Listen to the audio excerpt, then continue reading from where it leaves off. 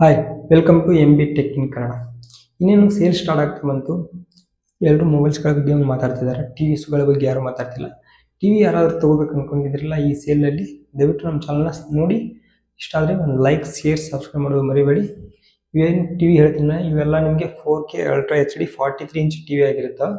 ಮತ್ತು ಇದರಲ್ಲಿ ನಿಮಗೆ Dolby Atmos, Dolby Vision, HDR support, 60 Hz panel ಇವೆಲ್ಲ, ಮತ್ತು 300 ನಿಟ್ಸ್ ಮಿನಿಮಮ್ ಬ್ರೈಟ್ನೆಸ್ನ ಇರುವಂಥ ಟಿವಿನೇ ನಾನು ಸಜೆಷನ್ ಮಾಡ್ತಿರೋದು.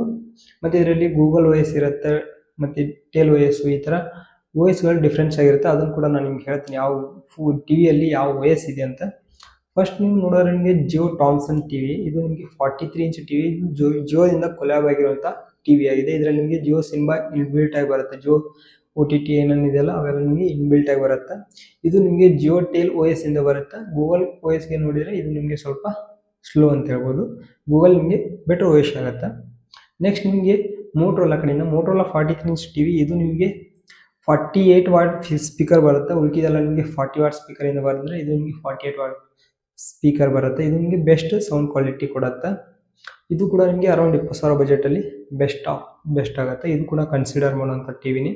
ನೆಕ್ಸ್ಟ್ ರಿಯಲ್ಮಿ ಟೆಕ್ ಲೈಫ್ ಕಡೆಯಿಂದ ಬರುವಂಥ ಟಿ ವಿ, ಇವು ಎರಡು ನಿಮಗೆ ಒಂದು QLED, ಒಂದು LED, ಎರಡೂ ಕೂಡ ನಿಮಗೆ same size, same specification, but ನಿಮಗೆ ಡಿಸ್ಪ್ಲೇಲಿ ಮಾತ್ರ ವರ್ಷನ್ ಚೇಂಜ್ ಇರುತ್ತೆ. LED ಮತ್ತು QLED.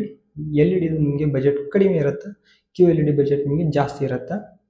ನೆಕ್ಸ್ಟ್ ನಿಮಗೆ iFalcon ಅನ್ನೋಂಥ ಟಿ ವಿ, iFalcon U65 ಅನ್ನೋಂಥ ಟಿ ವಿ. ಇದು ನಿಮಗೆ ಸ್ಪೀಕರ್ ಮಾತ್ರ ಇದರಲ್ಲಿ ಲಿಟಲ್ ಬಿಟ್ ಕಮ್ಮಿ ಅಂತ ಹೇಳ್ಬೋದು. 64 ವಾಟ್ ಸ್ಪೀಕರ್ ಬರುತ್ತೆ ಓನ್ಲಿ. ಇದು ಕೂಡ ನಿಮಗೆ ದಿ ಬೆಸ್ಟ್ ಕ್ವಾಲಿಟಿ ಇರುವಂಥ ಟಿ ವಿ ಆಗುತ್ತೆ. ಇವೆಲ್ಲ ನಿಮಗೆ QLED ಟಿ ವಿಗಳು. ಯಾರ ಹತ್ರ ಅದ್ರ ಸರ್ವಿಸ್ ಸೆಂಟರ್ ಹತ್ತಿರ ಇರೋದು ಯಾವುದೋ ನಿಮಗೆ ಬೆಸ್ಟ್ ಆಗುತ್ತೆ ಅದನ್ನು ನೀವು ಚೂಸ್ ಮಾಡ್ಬೋದು. ಇವು 4 ಟಿ ವಿಗಳಲ್ಲಿ ಎಲ್ಲ ನಿಮಗೆ ಡಿಸ್ಕೌಂಟಲ್ಲಿ ಕಾರ್ಡ್ ಆಫರ್ ಎಲ್ಲ ಕೂಡಿಸಿದರೆ ಅರೌಂಡ್ 20,000 ಬಜೆಟ್ ಒಳಗಡೆ ಬರುತ್ತೆ. ಪ್ಲೀಸ್ ವಿಡಿಯೋ ಲೈಕ್ ಮಾಡಿ, ಶೇರ್ ಮಾಡಿ, ಸಬ್ಸ್ಕ್ರೈಬ್ ಮಾಡಿ.